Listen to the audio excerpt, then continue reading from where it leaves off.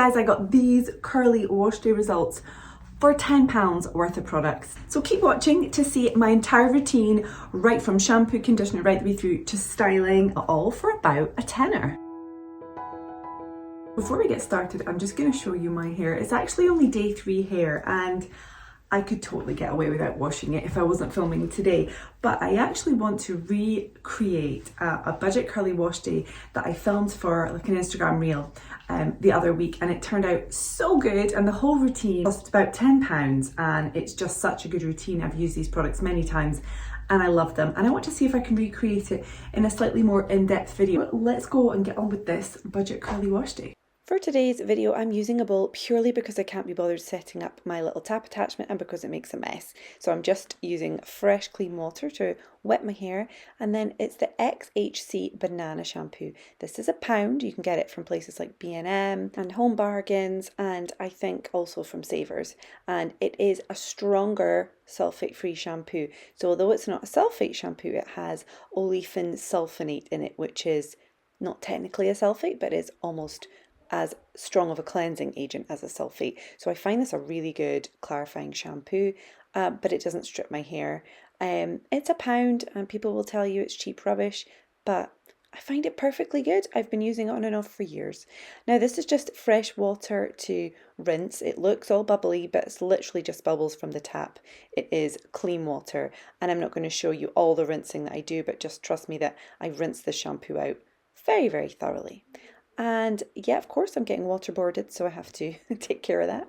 And now we're on to conditioner, and we're using the Aldi Lacura Volume Conditioner. Literally one of my all-time favourite conditioners. It's just amazing. My hair adores it.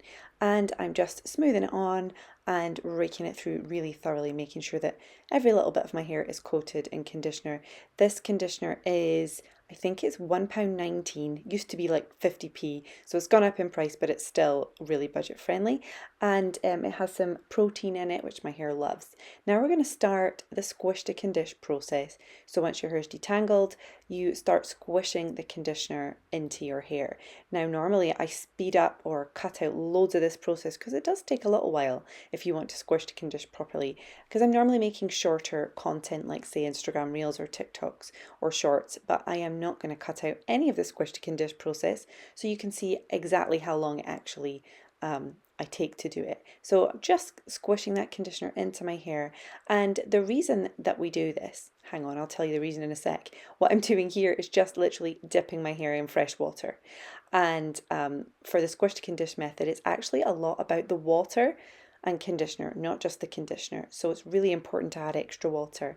And now as that water and conditioner runs off my hair, I'm squishing it back into my hair. So now I'll tell you about the reason we do squish to condish, is that we're actually squishing that water and conditioner mixture into the hair shaft. So there once was a really great blog, I don't know if it's active anymore, called the Sciencey Hair blog, I think it was called, and she did some great scientific experiments using microscopes, and she showed the difference of a piece of hair under a microscope before squish to condish, just having had the conditioner raked through, and after squish to condish, and you could see that the conditioner filled the gaps in the hair, like those sort of little bits of damage to the cuticle. They were temporarily filled by that water and conditioner, and it just plumps up your curls. It will help your clumps to form. If you haven't tried squish to condish, I highly recommend you try it. So because I had the bowl there, I was letting the water and conditioner run off into the bowl and then dipping my hair back in that. You don't need to, you can just use a shower head or handfuls of clean water and just squish that into your hair. And this, I think, was just one last rinse of fresh water, and I'm just gonna squeeze that into my hair. So at this point I've probably got pretty much no conditioner left in my hair because I've just added fresh water to rinse any last bits of it out. But you can leave conditioner in your hair if you want to. Now at this point I am just squeezing out excess water because I don't want to make an absolute puddle of water on the floor. I do want my hair soaking wet, but I just use my hands to squeeze out as much as is going to come at this stage, pretty tightly. Okay, so I've come back upstairs and I've been dripping water everywhere because I want my hair to be totally soaking wet at this point. So we're doing the flip section method, which was made popular by Sophie Marie Curley, and it's a really great way of sort of getting the benefits of brush styling, but without having to do like loads of sectioning and getting confused. It's just a really, really good method, and it's what I did in my previous video that we're trying to recreate. So the first thing I'm going to do is section. So you do all of this flipped, hence it's called the flip styling method, flip section method, sorry. And then I want to section off the front portion of my hair, but I'm going slightly behind my ears and straight up for my first section, and then I can get rid of the rest of this. And the first styling product we're using is this Schwarzkopf Keratin Mousse, and it's the Shine Mousse, and it's absolutely brilliant. It's so good.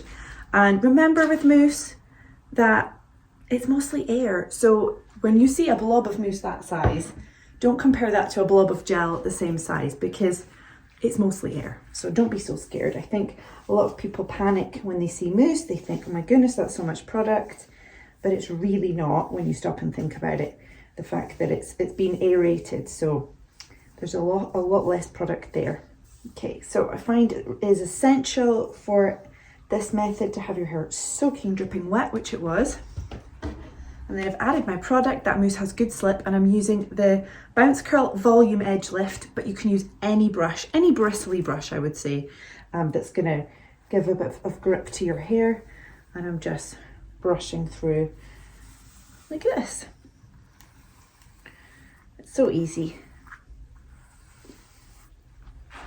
And then as I shake, you'll start to see those curls form so nicely.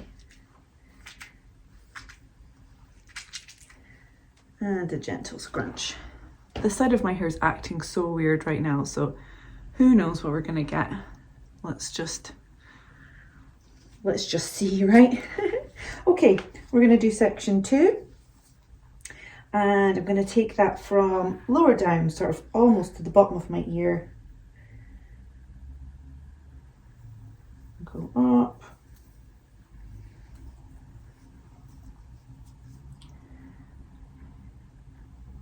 Now what I should have done is follow my own advice and sort of twist that as I took it down so it doesn't get tangled in with the other section, but I didn't, so I'm just gonna have to do my best. Do my best to figure out which hair has already been brushed and which hasn't. There we go. Okay, I figured it out. Really what I should have done is as I took that down, I should have twisted it like this, which makes it an awful lot easier to keep it separate from the already styled curls. Okay, gonna add mousse, just a small blob. I know that doesn't look like a small blob, but it is really. And also remember that if you're adding product to soaking wet hair, that can make a difference. Like if you added a certain amount of product to damp hair, it's gonna be much more producty. The end result's gonna be much more producty than if you added it to soaking wet hair, because the water kind of dilutes it. But the water is obviously essential to give us that good definition and that slip when we're brush styling. Okay, so same again with the brush. Just through, and I do like to take the sides, sort of pull it out at kind of 90 degrees from my head all the way around, like that.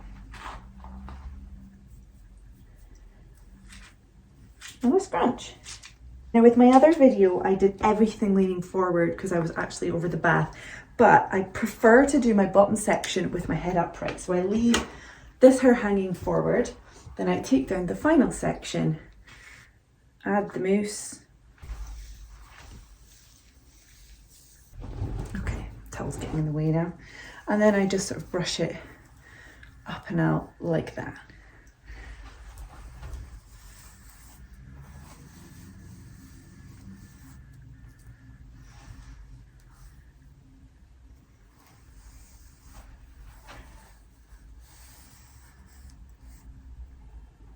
Now I can roll the rest of this hair around until I'm upright.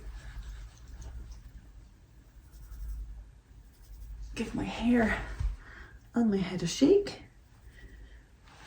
And then I can give it all a good scrunch. See what I mean about this bit of my hair? I don't know what's going on with it. It's being so weird at the moment, honestly.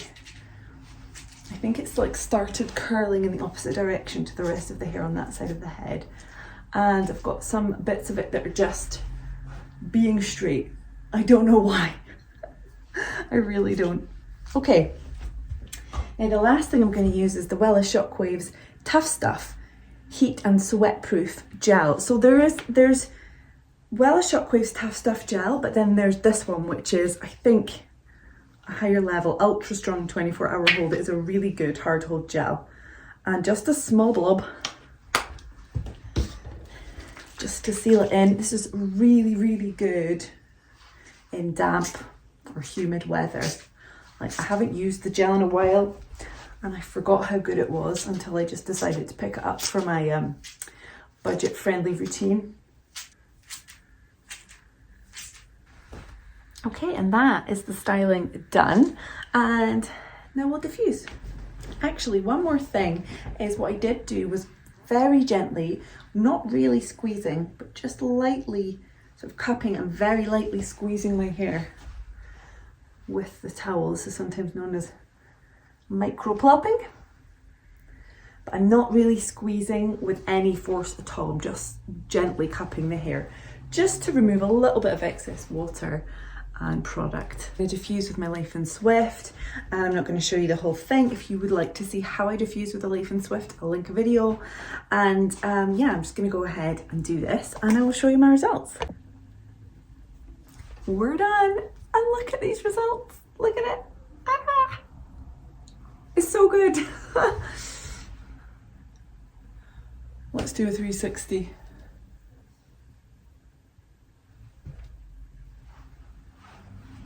So shiny and bouncy. Now bear in mind I have my ring light on, and that does always make my hair look way shinier than if I was standing in natural light, but there is no natural light because I live in Scotland and it's winter time. And let me show you if I turn off my ring light. So it's not really an option, even though it's the middle of the day. So ring light it is, but yeah, I mean, there's no faking that. Look how defined it is, and it is shiny, and I've just got so much definition. Oh, absolutely love it. So a few things to say. The first being, obviously you don't have to spend a lot of money to have good curls. That's not to say you shouldn't if you want to. That's not to say that some of my favorite curly hair products aren't expensive, because they are, but you can get good curls on a budget. Now, I recently, as I said, I did this reel last week, and I posted on Instagram and on Facebook, and Facebook is the wild west of comment sections. People are practically rabid over there sometimes, and so there were some people saying cheap products gonna damage your hair. They won't. Have a little bit of knowledge about what you're looking for, maybe get recommendations from other people about budget-friendly products. There's absolutely no reason you can't have a good curly routine that is also budget-friendly. And this is the evidence of it right here. I am 18, 19, 20, 21.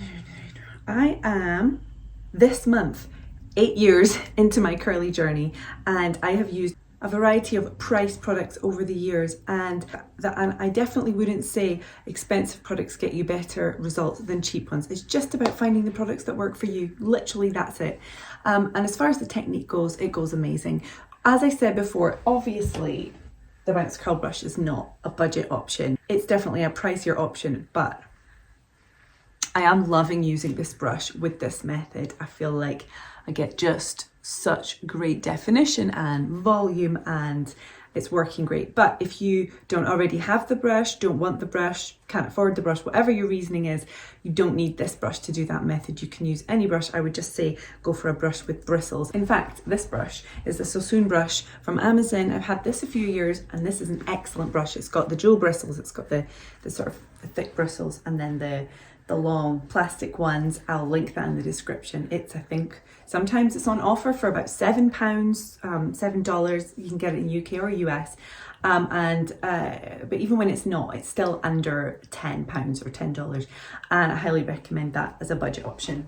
Obviously, it doesn't do the separating like the Bounce Curl Brush does, but you can, if you feel the need, separate with a wide tooth comb or your fingers afterwards. But anyway, I just love those results. So guys, that was a fun one. I'm so happy with my results, and especially the fact that it was a budget friendly. I love a good budget friendly routine.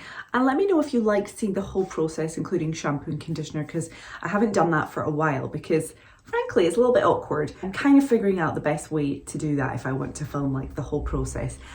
So let me know if you like seeing the entire wash conditioning process, because I can try and do that more. So bouncy. Anyway, thank you for joining me again, and I will see you guys soon. Bye.